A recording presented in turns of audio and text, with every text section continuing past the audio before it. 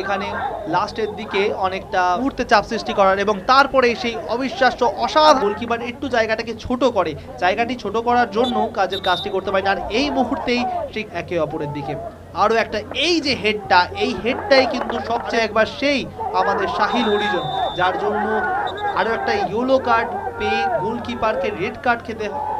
এবং এখানে এই ফাউলটা ইউনাইটেডের জন্য একটু হলেও বেদনাদায়ক।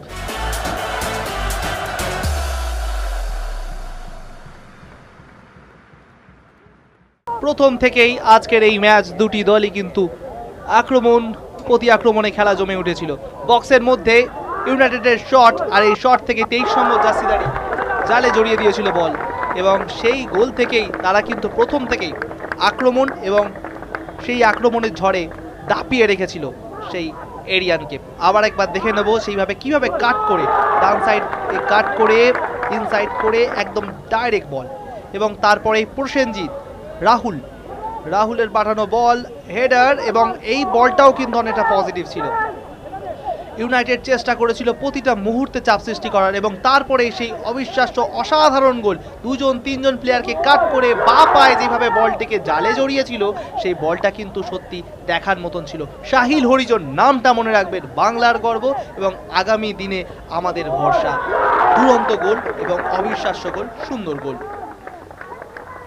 সাহিল হরিজনের আজকের খেলা অতি উল্লেখযোগ্য ছিল, যেমনটা ফার্স্ট হাফে বিশেষ করে উল্লেখযোগ্য।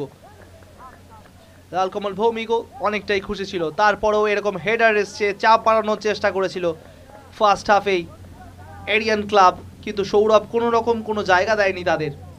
এবং তার সাথে সাথেই আমরা দেখছিলাম কিছু কিছু ইয়েলো কার্ডের জন্য চাপে থাকছিল দুটি দলই।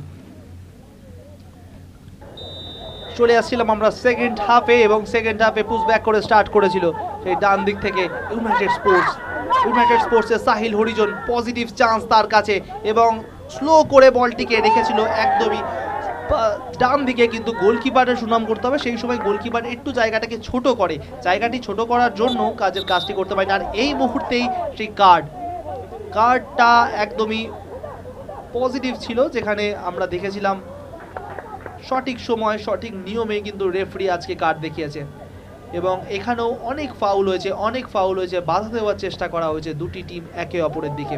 আরও একটা এই যে হেডটা, এই হেডটাই কিন্তু সবচেয়ে পজিটিভ আজকের খেলার মধ্যে, পজিটিভ হেড ছিল এরিয়ানের জন্য, এবং সুজয়েরও সুনাম করতে হবে, অনেকটা পজিটিভ লেগেছে উইং অঞ্চলে, এবং এরিয়াল বলেও অনেকটা ভালো হেড দিয়েছে।